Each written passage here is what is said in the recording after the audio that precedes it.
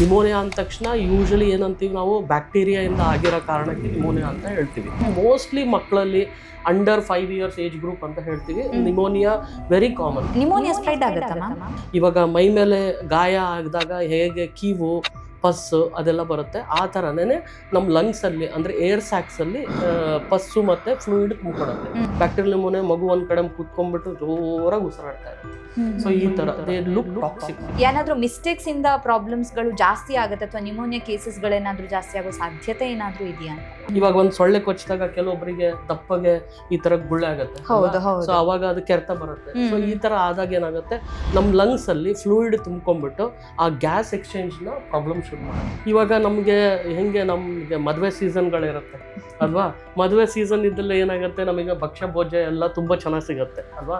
So ಹಾಗೇನೆ ನಮ್ಮ bacteria ವೈರಸಸ್ಗೆ ಮಳೆಗಾಲ ಅಂದರೆ ತುಂಬ ಇಷ್ಟ. 1 ವರ್ಷದ ಒಳಗಿನ ಮಕ್ಕಳಲ್ಲಿ ಜಾಸ್ತಿ ನಿಮೋನಿಯಾ ಬರುತ್ತೆ ಅಂತ ಹೇಳಿದ್ವಿ, ಯಾವ ಕಾರಣಕ್ಕೋಸ್ಕರ ಮ್ಯಾಮ್? ಅಯ್ಯೋ ನನ್ನ ಮಗಳು ಎಷ್ಟು ಕುಣಿತಾ ಇದ್ಲು, ಇವಾಗ ಒಂದ್ ಕಡೆ ಕೂತ್ಬಿಟ್ಟಿದ್ದಾಳೆ, ಊಟ ಮಾಡ್ತಾ ಇಲ್ಲ. ಸೊ ಡಿಫಿಕಲ್ಟಿ ಇನ್ ಫೀಡಿಂಗ್. ಅಂಡರ್ 1 year ಮಕ್ಕಳಲ್ಲಿ ಎದೆ ಹಾಲು ಚೆನ್ನಾಗಿ ಕುಡಿತಾ ಇರಲ್ಲ ಮಕ್ಕಳು. ಈಗ ಫಸ್ಟ್ ಮಗು, ಈಗ 2ನೇ ಮಗು ಇದ್ದಾಗ, ಫಸ್ಟ್ ಮಗು ಇದ್ದಾಗ ಆಂಕ್ಷಿಯಸ್ ಆಗಿರ್ತಾರೆ. ಸೆಕೆಂಡ್ ಮಗು ಆದ ತಕ್ಷಣ ಆ ಮಗು ಅಷ್ಟು ಆರಾಮಾಗಿತ್ತು, ಇದಕ್ಕೂ 1-2 ದಿನ ನೋಡೋಣ. ಒಂದ್ ಮಗು ಅಂತ ಕೆಮ್ತು ಅಂತಂದ್ರೆ there be spread of virus.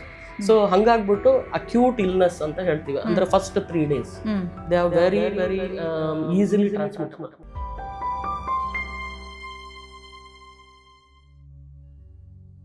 ವಿಜಯ ಕರ್ನಾಟಕ ವೀಕ್ಷಕರಿಗೆ ನಮಸ್ತೆ, ನಾನು ರಕ್ಷಾ ಕೋಟ್ಯಾನ್. ಮಕ್ಕಳಲ್ಲಿ ಸಣ್ಣದಾಗಿ ನಮಗೆ ಶೀತ, ಕೆಮ್ಮು ಅಥವಾ ಕಫ ಶುರುವಾಯಿತು ಅಂತ ಹೇಳಿದಾಗ ಯಾವತ್ತೂ ಕೂಡ ಅದನ್ನು ನೆಗ್ಲೆಕ್ಟ್ ಮಾಡಬಾರ್ದು. ಯಾಕಂತ ಹೇಳಿದ್ರೆ ಸಣ್ಣದಾಗಿ ಶುರುವಾಗುವಂಥ ಈ ಒಂದು ಆರೋಗ್ಯ ಸಮಸ್ಯೆ ಮುಂದೆ ನ್ಯೂಮೋನಿಯಾ ಆಗುವಂತಹ ಸಾಧ್ಯತೆ ಕೂಡ ಹೆಚ್ಚಾಗಿನೇ ಇರುತ್ತೆ ಅಂತ ಹೇಳ್ಬೋದು. ವಿಶೇಷವಾಗಿ ನಾವು ಮಳೆಗಾಲ ಅಂತ ನೋಡಿದಾಗ ಮಕ್ಕಳಲ್ಲಿ ಆರೋಗ್ಯ ಸಮಸ್ಯೆಗಳು ಹೆಚ್ಚಾಗಿನೇ ಬರ್ತಾ ಇದೆ. ಇನ್ನು WHO ಹೇಳೋ ಪ್ರಕಾರ ಕೂಡ ನ್ಯೂಮೋನಿಯಾ ಮಕ್ಕಳನ್ನು ಹೆಚ್ಚು ಬಾಧಿಸ್ತಾ ಇದೆ ಅಥವಾ ಮಕ್ಕಳ ಜೀವಕ್ಕೂ ಕೂಡ ಕುತ್ತನ್ನು ತರುವಂಥ ಒಂದು ಆರೋಗ್ಯ ಸಮಸ್ಯೆ ಅಂತ ಹೇಳಿದ್ರೆ ಅದು ನ್ಯೂಮೋನಿಯಾ ಅಂತ. ಹಾಗಿದ್ರೆ ಯಾವ ಕಾರಣಕ್ಕೋಸ್ಕರ ಈ ಒಂದು ಲಂಗ್ ಇನ್ಫೆಕ್ಷನ್ ಅಥವಾ ನ್ಯೂಮೋನಿಯಾ ಆಗುತ್ತೆ, ಇದರ ಲಕ್ಷಣಗಳು ಹೇಗಿರುತ್ತೆ, ಇದಕ್ಕೆ ಚಿಕಿತ್ಸೆ ಹೇಗೆ, ಹಾಗೆಯೇ ನ್ಯೂಮೋನಿಯಾ ಬರದೇ ಇರೋ ರೀತಿಯಲ್ಲಿ ಪೋಷಕರು ಯಾವೆಲ್ಲ ಕ್ರಮವನ್ನ ವಹಿಸಬೇಕಾಗುತ್ತೆ, ಈ ಎಲ್ಲ ವಿಚಾರದ ಬಗ್ಗೆ ಹೆಚ್ಚಿನ ಮಾಹಿತಿನ ತಿಳಿಸ್ಕೊಡೋದಕ್ಕೆ ಇವತ್ತು ನಮ್ಮ ಜೊತೆ ಇದ್ದಾರೆ doctor Rashmi Jinakeri, senior consultant paediatrician and neonatologist, Apollo hospitals, Seshadripuram, Bangalore. Doctor, ಕಾರ್ಯಕ್ರಮಕ್ಕೆ ಸ್ವಾಗತ. ನಮಸ್ತೆ ಮ್ಯಾಮ್. ಮ್ಯಾಮ್ ಹೇಗಿದ್ದೀರಾ? ನಾನು ಆರಾಮಾಗಿದ್ದೀನಿ. ಸೊ ಮಕ್ಕಳ ಆರೋಗ್ಯದ ಬಗ್ಗೆ ಸ್ಪೆಷಲಿ ಹೇಳ್ಬೇಕು ಅಂತ ಹೇಳಿದ್ರೆ ನಿಮೋನಿಯಾ. ಸೊ ತುಂಬಾ ಜನ ಕೇಳಿರ್ತಾರೆ ಈ ಟರ್ಮ್ ಅನ್ನ.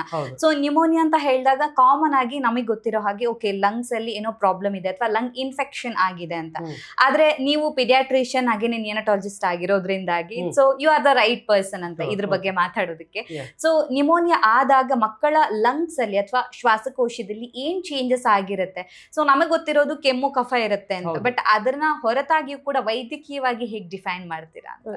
ನಿಮೋನಿಯಾ ಅಂದ ತಕ್ಷಣ ನಾವು ಏನ್ ಹೇಳ್ತೀವಿ, ಇವಾಗ ನಾರ್ಮಲ್ ಆಗಿ ರೆಸ್ಪಿರೇಟರಿ ಇನ್ಫೆಕ್ಷನ್ ಅಥವಾ ಶೀತ, ಕೆಮ್ಮು, ನೆಗಡಿ ಇದ್ದಾಗ ಒಂದು ನಾವು ಅಪ್ಪರ್ ರೆಸ್ಪಿರೇಟರಿ ಟ್ರ್ಯಾಕ್ಟ್ ಇನ್ಫೆಕ್ಷನ್ ಅಂತ ಹೇಳ್ತೀವಿ. ಈಗ ಮಾಮೂಲಾಗಿ ಅಡಿನಾಡೈಟಿಸ್, ಟಾನ್ಸಿಲೈಟಿಸ್ ಈ ಥರ ಇರುತ್ತೆ ಸಮಸ್ಯೆಗಳು, ಇಲ್ಲ ಕಿವಿ ಸೋರೋದು ಈ ಥರ ನೋಡ್ತಾ ಇರ್ತೀವಿ. ಅದಕ್ಕೆ ಅಪ್ಪರ್ ರೆಸ್ಪಿರೇಟರಿ ಟ್ರ್ಯಾಕ್ಟ್ ಇನ್ಫೆಕ್ಷನ್ಸ್ ಅಂತ ಹೇಳ್ತೀವಿ. ನೆಕ್ಸ್ಟ್ ಬರೋದು ಲೋವರ್ ರೆಸ್ಪಿರೇಟರಿ ಟ್ರ್ಯಾಕ್ಟ್ ಇನ್ಫೆಕ್ಷನ್ಸ್ ಅಂತ. ಇದಕ್ಕೇನೆ ನಾವು we group it and pneumonia is like normal ಇದು ವಾಕ್ಯ, ಬಟ್ ಅದನ್ನ ಲೋವರ್ ರೆಸ್ಪಿರೇಟರಿ ಟ್ರ್ಯಾಕ್ಟ್ ಇನ್ಫೆಕ್ಷನ್ಸ್ ಅಂತೀವಿ. ಸೊ ಯಾಕಂದ್ರೆ ನಿಮೋನಿಯಾ ಅಂದ ತಕ್ಷಣ ಯೂಶಲಿ ಏನಂತೀವಿ ನಾವು ಬ್ಯಾಕ್ಟೀರಿಯಾಯಿಂದ ಆಗಿರೋ ಕಾರಣಕ್ಕೆ ನಿಮೋನಿಯಾ ಅಂತ ಹೇಳ್ತೀವಿ. ಸೊ ಇವಾಗ ಲೋವರ್ ರೆಸ್ಪಿರೇಟರಿ ಟ್ರ್ಯಾಕ್ಟ್ ಇನ್ಫೆಕ್ಷನ್ ಅಂದ್ರೆ ನಂಬರ್ ಆಫ್ ಅದರ್ ಕಂಡೀಷನ್ಸ್ ಇರುತ್ತೆ. ಸೊ ಅದಕ್ಕೋಸ್ಕರ ಆ ಥರ ಗ್ರೂಪ್ ಮಾಡ್ಕೊಂಡು ಮಾಡ್ತೀವಿ. ಇವಾಗ ಏನಾಗುತ್ತೆ ನಮಗೆ ಆ ಥರ ಆದಾಗ, ಇವಾಗ ನಮ್ಮ ಶ್ವಾಸಕೋಶದಲ್ಲಿ ಇದು ಇರುತ್ತೆ, ಏನೋದು ಏರ್ ಸ್ಯಾಕ್ಸ್ ಅಂತ ಹೇಳ್ತೀವಿ, ಎಲ್ಲಿ ಗ್ಯಾಸ್ ಎಕ್ಸ್ಚೇಂಜ್ ಆಗ್ತಾ ಇರುತ್ತೆ ನಮ್ಮ ಶ್ವಾಸಕೋಶದಲ್ಲಿ. ನಾವು ಉಸಿರು ತಗೊಂಡಾಗ ಆಕ್ಸಿಜನ್ ಹೋಗುತ್ತೆ, ನಾವು ಉಸಿರು ಬಿಟ್ಟಾಗ ಕಾರ್ಬನ್ ಡೈಆಕ್ಸೈಡ್ ಬರುತ್ತೆ. ಸೊ ಇವಾಗ ಏನಾಗುತ್ತೆ, ನಮಗೆ ನಿಮೋನಿಯಾ ಆದಾಗ ಇವಾಗ ಮೈ ಮೇಲೆ ಗಾಯ ಆಗಿದಾಗ ಹೇಗೆ ಕೀವು ಪಸ್ಸು ಅದೆಲ್ಲ ಬರುತ್ತೆ, ಆ ಥರನೇ ನಮ್ಮ ಲಂಗ್ಸಲ್ಲಿ ಅಂದರೆ ಏರ್ ಸ್ಯಾಕ್ಸಲ್ಲಿ ಪಸ್ಸು ಮತ್ತು ಫ್ಲೂಯಿಡ್ ತುಂಬಿಕೊಡುತ್ತೆ. ದಿಸ್ ಇಸ್ ಬಿಕಾಸ್ ಬಾಡಿ ನಮ್ದು ಡಿಫೆನ್ಸ್ ಏನು ಮಾಡ್ತಾ ಇದೆ, ಬಾಡಿ ಒಂದು ಏನಾರ ಪ್ಯಾಥೋಜನ್ ಹೋದಾಗ ಇಲ್ಲ ಕ್ರಿಮಿ ಕೀಟಗಳು ಹೋದಾಗ ಏನಾಗುತ್ತೆ, body reaction is to cause inflammatory reaction ಅಂತ ಹೇಳ್ತೀವಿ. ಇವಾಗ ಒಂದು ಸೊಳ್ಳೆ ಕೊಚ್ಚಿದಾಗ ಕೆಲವೊಬ್ಬರಿಗೆ ದಪ್ಪಗೆ ಈ ತರ ಗುಳ್ಳೆ ಆಗುತ್ತೆ, ಸೊ ಅವಾಗ ಅದು ಕೆರೆತ ಬರುತ್ತೆ. ಸೊ ಈ ತರ ಆದಾಗ ಏನಾಗುತ್ತೆ, ನಮ್ ಲಂಗ್ಸ್ ಅಲ್ಲಿ ಫ್ಲೂಯಿಡ್ ತುಂಬ್ಕೊಂಡ್ಬಿಟ್ಟು ಆ ಗ್ಯಾಸ್ ಎಕ್ಸ್ಚೇಂಜ್ ನ ಪ್ರಾಬ್ಲಮ್ ಶುರು ಮಾಡುತ್ತೆ. ಸೊ ಇದಕ್ಕೋಸ್ಕರ ನಿಮೋನಿಯಾ ಅಂದ ತಕ್ಷಣ ಗಾಬರಿ ಆಗೋದು ಯಾಕೆ ಅಂದ್ರೆ, ನಮ್ಗೆ ಬೇಕಾಗಿರೋದೇ ಆಕ್ಸಿಜನ್, ನಮ್ಮ ದೇಹಕ್ಕೆ ಬೇಕಾಗಿರೋದು ಆಕ್ಸಿಜನ್. ಆ ಆಕ್ಸಿಜನ್ ಮಗುಗೆ ತಲುಪಲ್ಲ. ಸೊ ಹಂಗಾಗ್ಬಿಟ್ಟು it's a quite serious condition. Okay okay. So ಉಸಿರಾಟದ ಸಮಸ್ಯೆ ಅದಕ್ಕೆ ಬರುತ್ತೆ ಅಂತ ಹೇಳ್ಬೋದು. Okay okay. ಸೊ ನೀವು ಮಾತಾಡ್ತಾ ಹೇಳಿದ್ರಿ ಮ್ಯಾಮ್ ಇದು ಬ್ಯಾಕ್ಟೀರಿಯಲ್ ಪ್ರಾಬ್ಲಮ್ ಆಗಿರುತ್ತೆ ಅಂತ. ಸೊ ಯಾವ ಬ್ಯಾಕ್ಟೀರಿಯಾ, ಏನ್ ಕತೆ ಅಂತ? ಸೊ ಈಗ ನಿಮೋನಿಯಾ ಅಂದ ತಕ್ಷಣ ನಾ ಹೇಳಿದ್ನಲ್ಲ, ಬ್ಯಾಕ್ಟೀರಿಯಾನು ಇರ್ಬೋದು, ವೈರಸಸ್ ಇರ್ಬೋದು, ಆಮೇಲೆ ಏಟಿಪಿಕಲ್ ಬ್ಯಾಕ್ಟೀರಿಯಾ ಅಂತ ಹೇಳ್ತೀವಿ. ಆಮೇಲೆ ಇನ್ನೊಂದ್ ಸ್ವಲ್ಪ ಇವಾಗ ಇಮ್ಯೂನ್ ಸಿಸ್ಟಮ್ ಕಡಿಮೆ ಇದ್ದಾಗ ಅನ್ಯೂಶುವಲ್ ಆರ್ಗಾನಿಸಮ್ಸ್ ಅಂತೀವಿ. ಇವಾಗ ಫಂಗಸ್ ಇಂದ ಇರ್ಬೋದು ಅಥವಾ ತುಂಬಾ ಅದರ್ ಆರ್ಗಾನಿಸಮ್ಸ್ ಇರುತ್ತೆ. ಸೊ ಮೋಸ್ಟ್ಲಿ ಮಕ್ಕಳಲ್ಲಿ ಅಂಡರ್ 5 years ಏಜ್ ಗ್ರೂಪ್ ಅಂತ ಹೇಳ್ತೀವಿ, pneumonia very common. Under 1 age group ಅಲ್ಲಿ ರೆಸ್ಪಿರೇಟರಿ ಇನ್ಫೆಕ್ಷನ್ಸ್ ಅಲ್ಲಿ ವೈರಲ್ ಇನ್ಫೆಕ್ಷನ್ಸ್ ತುಂಬಾ ಕಾಮನ್. ಲೈಕ್ ಇವಾಗ ಬರುತ್ತೆ ವೈರಸಸ್ ಅಲ್ಲಿ ಅಂದ್ರೆ RSV ಅಂತ ಇವಾಗ ತುಂಬಾ ರ್ಯಾಂಪೆಂಟ್ ಆಗಿ ಶುರು ಆಗ್ತಾ ಇದೆ. RSV, ಆಮೇಲೆ ಇನ್ಫ್ಲೂಯೆನ್ಸಾ ವೈರಸ್ ಅಂತ ಹೇಳ್ತೀವಿ, ಆಮೇಲೆ ಅಡಿನೋ ವೈರಸ್ ಅಂತ ಹೇಳ್ತೀವಿ, ರೈನೋ ವೈರಸ್ ಅಂತ ಹೇಳ್ತೀವಿ. ಈ number of different viruses causes pneumonia in babies, especially under 1 year of age group. ಒಂದು ವರ್ಷದ ಒಳಗಿನ ಮಕ್ಕಳಲ್ಲಿ ಜಾಸ್ತಿ ಇರುತ್ತೆ ವೈರಸಸ್ ತುಂಬಾ ಇರುತ್ತೆ. ಯಾಕಂದ್ರೆ ನಾವು ಇನ್ನು ಒಂದು ಅದಕ್ಕೆ ಬರ್ತೀನಿ ಮುಂದೆ ಯಾಕಾಗತ್ತೆ ಅಂತ ಹೇಳಿ. ಇವಾಗ ಸೆಕೆಂಡ್ ಬ್ಯಾಕ್ಟೀರಿಯಾದಲ್ಲಿ ನಮಗೆ ಮೇಜರ್ ಕಾಸ್ ಆಫ್ ನಿಮೋನಿಯಾ ಈಗ ಸ್ಟ್ರೆಪ್ಟೋಕಾಕಸ್ ನಿಮೋನಿಯಾ ಅಂತ ಇದೆ. ಸೊ ಅದ್ರ ಬಗ್ಗೆನೂ ಮಾತಾಡೋಣ ಆಮೇಲೆ, ಯಾಕಂದ್ರೆ ಅದನ್ನ ಹೆಂಗೆ ಪ್ರಿವೆಂಟ್ ಮಾಡೋದು ಅಂತ. ನೆಕ್ಸ್ಟ್ ಇವಾಗ ಹಿಮೋಫಿಲಸ್ ಇನ್ಫ್ಲುಯೆನ್ಸಾ ಅಂತ ಒಂದು ಬ್ಯಾಕ್ಟೀರಿಯಾ ಬರುತ್ತೆ. ನಂಬರ್ ಆಫ್ ಅದರ್ ಬ್ಯಾಕ್ಟೀರಿಯಾಸ್ ಇದೆ, ಅನ್ಯೂಶುವಲ್ ಆರ್ಗಾನಿಸಮ್ಸ್ ಇರುತ್ತೆ. But mainly community acquired pneumonia ಅಂದ್ರೆ ನಮಗೆ ಇವಾಗ ನಮ್ಮ ಕಮ್ಯುನಿಟಿಯಿಂದ ಬರೋ ನಿಮೋನಿಯಾ ಇದೆಲ್ಲ ಸ್ಟ್ರೆಪ್ಟೋಕಾಕಸ್ ನಿಮೋನಿಯಾ, ಹಿಮೋಫಿಲಸ್ ಇನ್ಫ್ಲುಯೆನ್ಸಾ, ಇದು ಎರಡು ಬ್ಯಾಕ್ಟೀರಿಯಾ ಅಂತ ಬರುತ್ತೆ. ಸೊ ಇವು ತುಂಬಾ ಹೈ ಫೀವರ್ ಮಾಡಿ ಆಮೇಲೆ ಲಂಗ್ ಅಲ್ಲಿ ತುಂಬಾ ಪಸ್ ಕ್ರಿಯೇಷನ್ ಎಲ್ಲ ಮಾಡ್ತಾ ಇರುತ್ತೆ. ನೆಕ್ಸ್ಟ್ ಬರೋದು ಏಟಿಪಿಕಲ್ ಬ್ಯಾಕ್ಟೀರಿಯಾ ಅಂತ ಹೇಳ್ತೀವಿ. ಈಗ ಮೈಕೋಪ್ಲಾಸ್ಮಾ ಅಂತ ಕೇಳಿರ್ಬೋದು ನೀವು. ಮೈಕೋಪ್ಲಾಸ್ಮಾ ಅಂದ್ರೆ ಇದು ಬ್ಯಾಕ್ಟೀರಿಯಾ ತರ ಬರುತ್ತೆ, but it causes both like viral infection as well as bacterial infection. So ಸ್ವಲ್ಪ ಕನ್ಫ್ಯೂಷನ್ ಆಗುತ್ತೆ ಪೇರೆಂಟ್ಸ್ಗೆ ಇದು ಏನಿರ್ಬೋದು ಅಂತ. ಯೂಶಲಿ ನಾವು ಅಡಲಸೆಂಟ್ ಏಜ್ ಗ್ರೂಪ್ ಮಕ್ಕಳಲ್ಲಿ ನೋಡ್ತೀವಿ. ಓಕೆ. ಆಮೇಲೆ ನೆಕ್ಸ್ಟ್ ಇವಾಗ ಫಂಗಸ್ ಅಂತ ಹೇಳ್ತೀವಿ, ಇವಾಗ ಮೌಲ್ಡ್ ಅಂತ ಹೇಳ್ತೀವಿ. ಸೊ ಅದರಿಂದನೂ ಬರುತ್ತೆ.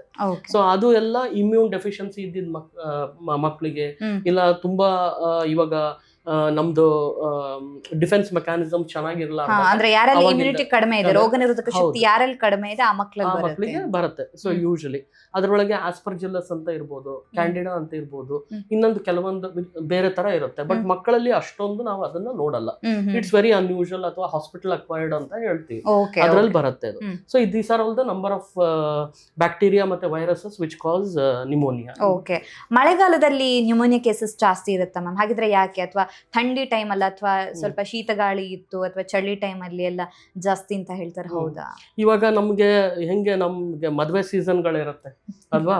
ಮದುವೆ ಸೀಸನ್ ಇದ್ದಲ್ಲಿ ಏನಾಗುತ್ತೆ, ನಮಗೆ ಭಕ್ಷ್ಯ ಭೋಜ್ಯ ಎಲ್ಲ ತುಂಬಾ ಚೆನ್ನಾಗಿ ಸಿಗುತ್ತೆ ಅಲ್ವಾ? ಸೊ ಹಾಗೇನೆ ನಮ್ ಬ್ಯಾಕ್ಟೀರಿಯಾ ವೈರಸಸ್ಗೆ ಮಳೆಗಾಲ ಅಂದ್ರೆ ತುಂಬಾ ಇಷ್ಟ. ಯಾಕಂದ್ರೆ ವೆದರ್ ಅಲ್ಲಿ ತುಂಬಾ ಮಾಯಿಶ್ಚರ್ ಇರುತ್ತೆ. ಆ ಮಾಯಿಶ್ಚರ್ ಅಲ್ಲಿ ದೇ ಥ್ರೈವ್. ಅವಕ್ಕೆ ಒಂಥರ ಹಬ್ಬದ ಊಟ ತರ.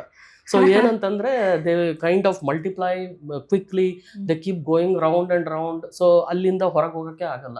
ಇವಾಗ ಸದ್ಯಕ್ಕೆ ಬ್ಯಾಂಗ್ಳೂರ್ ವೆದರ್ ಹೇಗಿದೆ ಅಂದ್ರೆ ಮಳೆನೂ ಬರ್ತಾ ಇಲ್ಲ, ಈ ಕಡೆ ಮೋಡ ಕವಿದ ವಾತಾವರಣ ಇರುತ್ತೆ, ಫುಲ್ ಬಿಸಿಲಿಲ್ಲ, ಆಮೇಲೆ ಮಳೆನೂ ಬರ್ತಾ ಇಲ್ಲ. ಸೊ ಹಂಗಾಗ್ಬಿಟ್ಟು ಅವ್ರಿಗೆ ಹಬ್ಬದ ಊಟ ಆಗ್ಬಿಟ್ಟಿದೆ ಬೆಂಗಳೂರಲ್ಲಿ. So they are like thriving a lot. ಆಮೇಲೆ ಸಿಕ್ಕಾಬಟ್ಟೆ ಫಾಸ್ಟ್ ಆಗಿ ಸ್ಪ್ರೆಡ್ ಆಗುತ್ತೆ. ಸೊ ಹಂಗಾಗ್ಬಿಟ್ಟು ಮಳೆ ವಾತಾವರಣ ಇರೋದು ಅದಕ್ಕೋಸ್ಕರ. ಆಮೇಲೆ ಇವಾಗ ಮನೆಯಲ್ಲಿ ವೆಂಟಿಲೇಷನ್ ಚೆನ್ನಾಗಿಲ್ಲ ಅಂದ್ರೆ, ಅಥವಾ ಇವಾಗ ಮೌಲ್ಡ್ ಇದ್ದು ತುಂಬಾ ನಾವು ಕಿಟಕಿ ತೆಗಿಯಲ್ಲ, ಚಳಿ ಆಗತ್ತೆ, ಕಿಟಕಿ ಮುಚ್ಕೊಂಡು ಫ್ರೆಶ್ ಗಾಳಿ ಬರ್ಲಾರದ್ದು, ಆ ತರ ವಾತಾವರಣದಿಂದನೂ ಇವಾಗ ನಾವು ಫಂಗಸ್ ಅಂತ ಏನ್ ಹೇಳಿದ್ನಲ್ಲ, ಆ ತರ ಫಂಗಸ್ ನಿಮೋನಿಯಾಗಳು ಅದರಿಂದ ಬರುತ್ತೆ. ಸೊ ಆಮೇಲೆ ವೇರಿಯೇಷನ್ ಇನ್ ಟೆಂಪರೇಚರ್ಸ್. ಇವಾಗ ಒಂದ್ ದಿನ ಸಡನ್ ಆಗಿ ಬಿಸಿಲಿರುತ್ತೆ, ನೆಕ್ಸ್ಟ್ ದಿನ ಮಳೆ ಬರುತ್ತೆ. ಅವಾಗ ಏನಾಗುತ್ತೆ, ಮಕ್ಕಳ immune system is not ready to adjust to that changes in atmosphere. So ಅವಾಗೂನು ಈ ವಾತಾವರಣ ಅವ್ರಿಗೆ ಹಬ್ಬದ ಊಟ ತರ ಆ ತರ. ಸೊ ಮಳೆಗಾಲ ಬ್ಯಾಕ್ಟೀರಿಯಾಗಳಿಗೆ ಹಬ್ಬದ ಊಟ ಅಂತ, ಬ್ಯಾಕ್ಟೀರಿಯಾ ವೈರಸಸ್ ಗೆಲ್ಲ ಹಬ್ಬದ ಊಟ. ಓಕೆ. ಸೊ ಮಕ್ಕಳಲ್ಲಿ ನಿಮೋನಿಯಾ ಇದ್ದಾಗ ಯಾವೆಲ್ಲ ಲಕ್ಷಣಗಳು ಕಂಡು ಬರುತ್ತೆ? ಯೂಶಲಿ ಏನಾಗುತ್ತೆ, ನಮಗೆ ಇವಾಗ ನಾ ಹೇಳಿದ್ನಲ್ಲ, ನಾರ್ಮಲ್ ಆಗಿ ವೈರಸಸ್ ತುಂಬಾ ಜಾಸ್ತಿ ಇರುತ್ತೆ ಕಂಪೇರ್ ಟು ಬ್ಯಾಕ್ಟೀರಿಯಾ. ಬಿಕಾಸ್ ಇವಾಗ ಮಾಸ್ ಇಮ್ಯುನೈಸೇಷನ್ ಇಂದ, ಅದೇ ವ್ಯಾಕ್ಸಿನೇಷನ್ ಪ್ರೋಗ್ರಾಮ್ಸ್ ಇಂದ ನಾವು ಅಷ್ಟೊಂದು ಬ್ಯಾಕ್ಟೀರಿಯಾ ಬ್ಯಾಕ್ಟೀರಿಯಲ್ ನಿಮೋನಿಯಾ ನಾನು ಮೆಡಿಕಲ್ ಕಾಲೇಜ್ ಮಾಡ್ಬೇಕಾದ್ರೆ ನೋಡ್ತಾ ಇದ್ದಿದ್ದು admissions we don't see it now after I have become consultant. ಯಾಕಂದ್ರೆ because of the protection that immunisation is giving. ಇವಾಗ ವೈರಸಸ್ ಹ್ಯಾವ್ ಟೇಕನ್ ಓವರ್. ಇವಾಗ ನಾವು ನಿಮೋನಿಯಾ ಅಂತ ಹೇಳಿದ್ರೆ ವೈರಸಸ್ ತುಂಬಾ ನಿಮೋನಿಯಾ ಮಾಡ್ತಾ ಇದೆ. ಸೊ ಇವಾಗ ಲಕ್ಷಣಗಳು ಏನು, ಯೂಶಲಿ ವೈರಸಸ್ ಏನಾಗುತ್ತೆ, ಸ್ವಲ್ಪ ಮೈಲ್ಡ್ ಫೀವರ್ ಶುರು ಆಗುತ್ತೆ, ಆಮೇಲೆ ಸ್ವಲ್ಪ ರನ್ನಿ ನೋಸ್ ಶುರು ಆಗುತ್ತೆ, ಸ್ವಲ್ಪ ಕಾಫ್ ಶುರು ಆಗುತ್ತೆ. ಅದು ಯಾವಾಗ 2-3 ದಿನದಲ್ಲಿ ಯೂಶಲಿ ಕಡಿಮೆ ಆಗುತ್ತೆ. ಬಟ್ ಪರ್ಸಿಸ್ಟೆಂಟ್ ಕಾಫ್ ಅಂದ್ರೆ ಇವಾಗ 2-3 ದಿನ ಆಯ್ತು ಮತ್ತೆ ತಿರ್ಗಾ ಕೆಮ್ಮು ಬರ್ತಾ ಇದೆ, ಇಲ್ಲ ವೀಸಿಂಗ್ ಅಂತ ಹೇಳ್ತೀವಿ, dry cough, hacking type of cough ಅಂತ ಹೇಳ್ತೀವಿ, ಅಂದ್ರೆ ಒಣ ಕೆಮ್ಮು, ಓಕೆ, ಕಫ ಬರ್ಲಾರದೆ ಕೆಮ್ಮು, ಇಲ್ಲ ಬ್ರೀದಿಂಗ್ ಪ್ರಾಬ್ಲಮ್ಸ್. ಸೊ ಇವಾಗ ತುಂಬಾ ಫಾಸ್ಟ್ ಆಗಿ ಮಗು ಉಸಿರಾಡ್ತಾ ಇದೆ.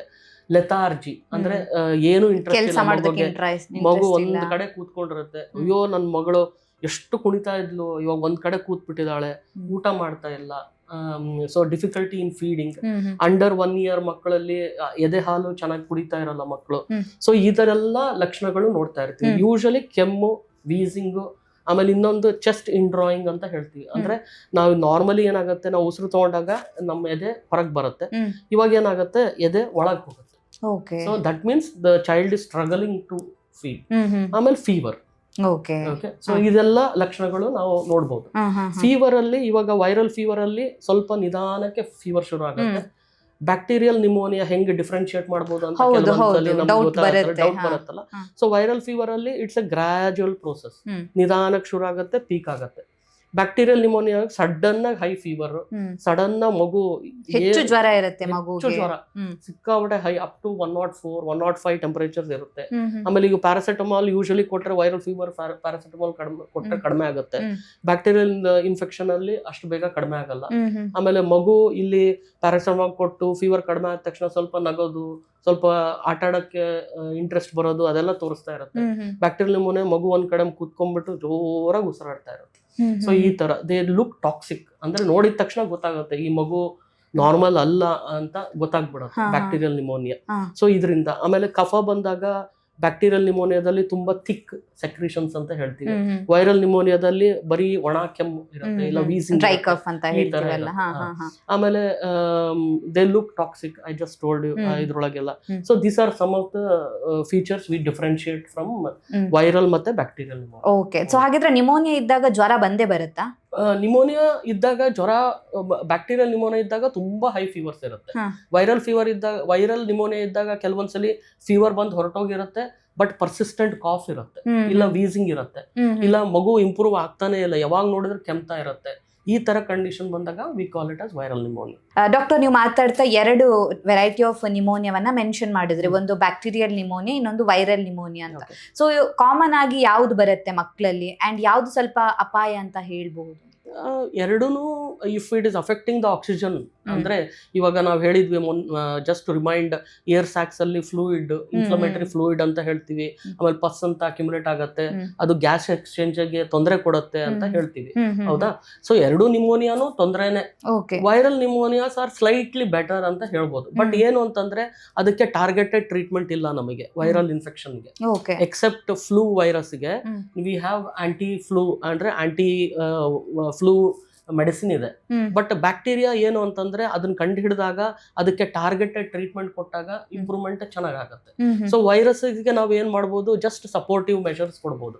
ಇವಾಗ ಆಕ್ಸಿಜನ್ ಕಡಿಮೆ ಆಗಿದೆ ಅಂದ್ರೆ ಆಕ್ಸಿಜನ್ ಕೊಡ್ಬೇಕು, ಇಲ್ಲ ವೀಸಿಂಗ್ ಇತ್ತು ಅಂದ್ರೆ ನೆಬುಲೈಸೇಷನ್ ಕೊಡ್ತೀವಿ, ಆಮೇಲೆ ಸ್ವಲ್ಪ ಫ್ಲೂಯಿಡ್ಸ್ ಕೊಡ್ತೀವಿ.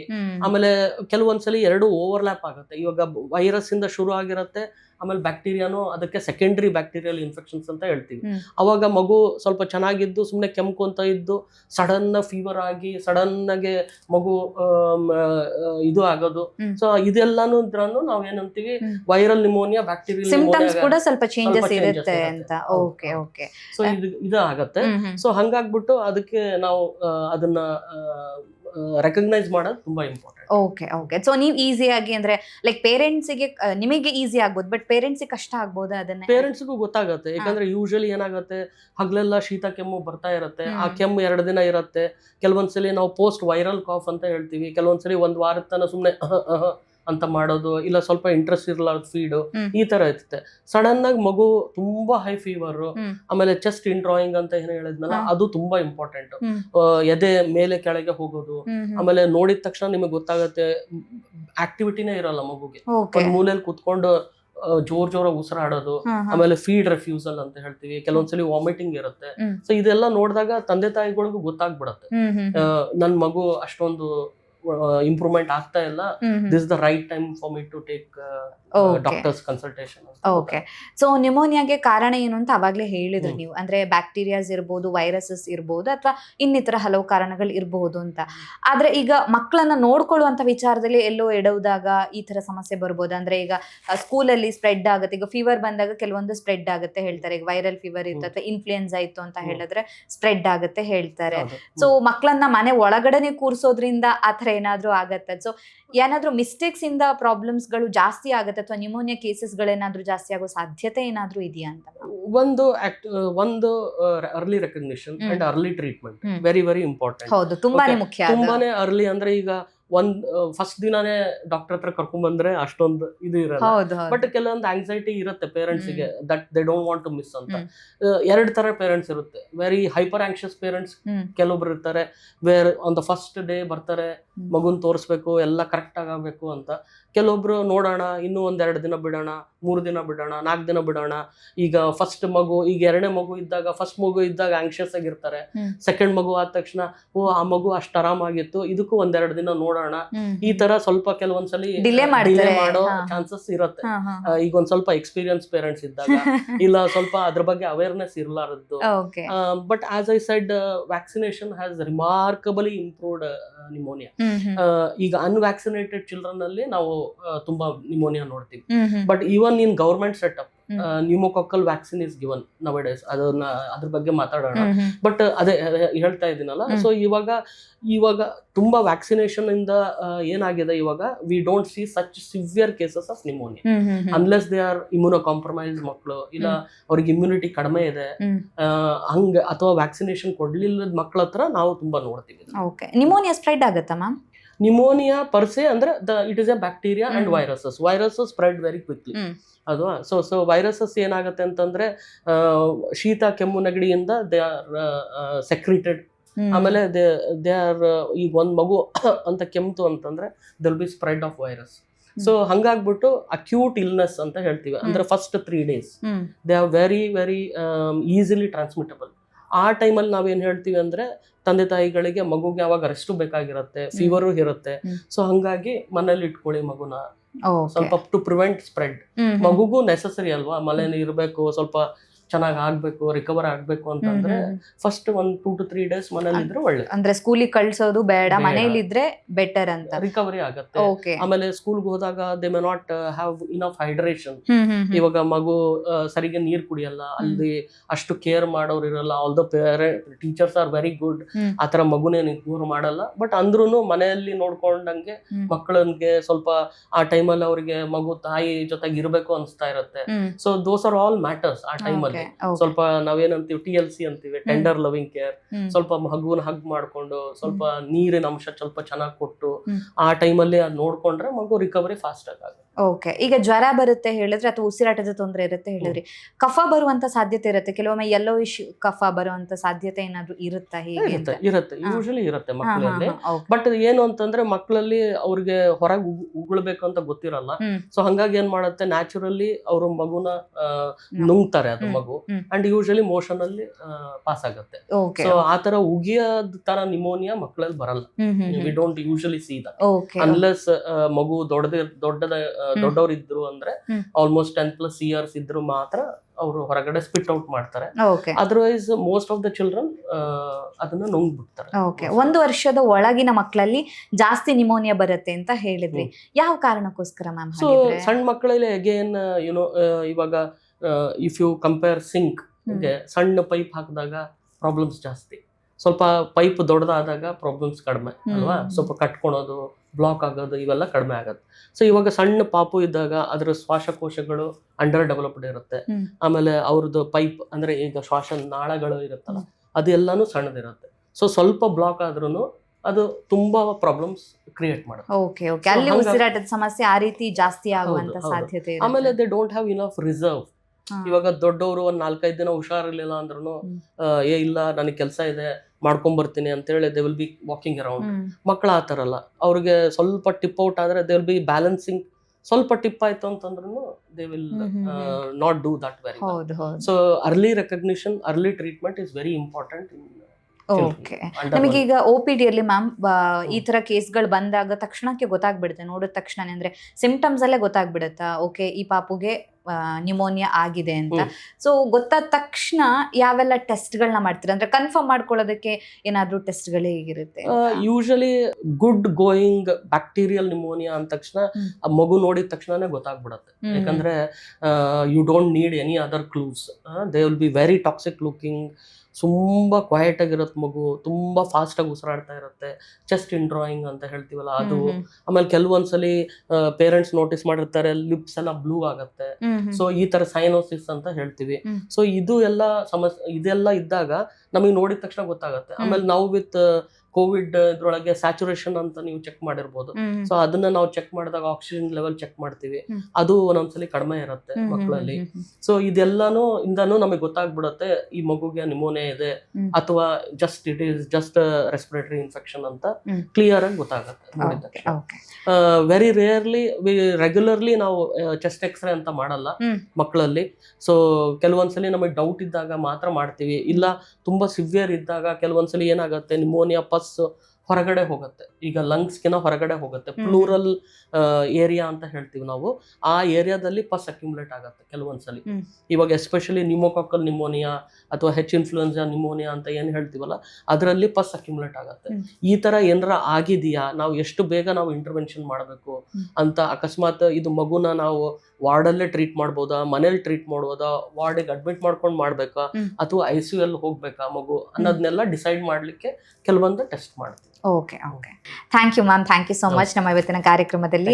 ಸೊ ನ್ಯೂಮೋನಿಯಾ ಯಾವ ಕಾರಣಕ್ಕೋಸ್ಕರ ಬರುತ್ತೆ, ಸೊ ಅದರಲ್ಲಿ ಎಷ್ಟು ಟೈಪ್ಸ್ ಇದೆ ಅಂತ. ಯಾಕಂದ್ರೆ ನಾವು ಕಾಮನ್ ಆಗಿ ನ್ಯೂಮೋನಿಯಾ ಅಂದ ತಕ್ಷಣ ಓಕೆ ಲಂಗ್ಸ್ ಇನ್ಫೆಕ್ಷನ್ ಆಗಿದೆ ಅನ್ನೋದಷ್ಟೇ ಗೊತ್ತಿರುತ್ತೆ, ಬಟ್ ಅದರಲ್ಲಿ ಎಷ್ಟು ವೆರೈಟಿ ಇದೆ. ಸೊ ನಮಗೆ ವೈರಸ್ ಇಂದ ಬರುತ್ತಾ ಅಥವಾ ಬ್ಯಾಕ್ಟೀರಿಯಾದಿಂದ ಬರುತ್ತಾ, RSV ಅಂತ ಹೇಳಿದ್ರೆ ಏನು, ಸೊ ಎಲ್ಲದ್ರ ಬಗ್ಗೆ ಒಂದು ಮಾಹಿತಿನ ತಿಳಿಸ್ಕೊಟ್ಟಿದ್ದೀರಾ. ಸೊ ತುಂಬಾ ಚೆನ್ನಾಗಿ ಎಕ್ಸಾಂಪಲ್ಸ್ ಅನ್ನೆಲ್ಲ ಕೊಟ್ಟು ಅರ್ಥ ಆಗೋ ರೀತಿಯಲ್ಲಿ ಹೇಳಿದ್ದೀರಾ. ಯಾಕಂದ್ರೆ ಯೂಶಲಿ ಕೆಲವೊಂದಿಷ್ಟು ಮೆಡಿಕಲ್ ಟರ್ಮ್ಸ್ ಎಲ್ಲ ಅರ್ಥ ಆಗಲ್ಲ, ಏನ್ ಹೇಳ್ತಿದಾರಪ್ಪ ಡಾಕ್ಟರ್ ಅಂತ ಅನ್ಸ್ಬಿಡುತ್ತೆ. ಸೊ ನಿಮ್ಮ ಈ ಒಂದು ಇಂಟರ್ವ್ಯೂ ಅನ್ನ ನೋಡಿದಾಗ ಖಂಡಿತವಾಗಿ ಕೂಡ ಎಲ್ಲ ಪೇರೆಂಟ್ಸ್ ಈಸಿಯಾಗಿ ಅರ್ಥ ಆಗುತ್ತೆ ಅಂತಾನೆ ಹೇಳ್ಬೋದು. ತುಂಬಾ ಚೆನ್ನಾಗಿ small message I want to give it to parents. ಗಾಬರಿ ಆಗ್ಬೇಡಿ, ಧೈರ್ಯ ಕೆಡಬೇಡಿ, 1-2 ದಿನ ವೆಯ್ಟ್ ಮಾಡಿ. ಮಗು ಚೆನ್ನಾಗಿ ಆಗ್ತಾ ಇಲ್ಲ ಅಂದ್ರೆ ಇಮಿಡಿಯೇಟ್ ಆಗಿ ಡಾಕ್ಟರ್ಸಿಗೆ ತೋರಿಸಿ. ಕೆಲವೊಂದ್ಸಲಿ ನಿಮಗೆ ಗೊತ್ತಾಗತ್ತೆ, ಕೆಲವೊಂದ್ಸಲಿ ಗೊತ್ತಾಗಲ್ಲ. ಸೊ ಹಂಗಾಗ್ಬಿಟ್ಟು when you don't know take help. Okay, that's a simple message I want to. Okay, thank you ma'am, thank you. And vaccinate your child. So adu tumba important ಆಗಿರುತ್ತೆ. Okay, thank you ma'am, thank you so much. Thank you so much.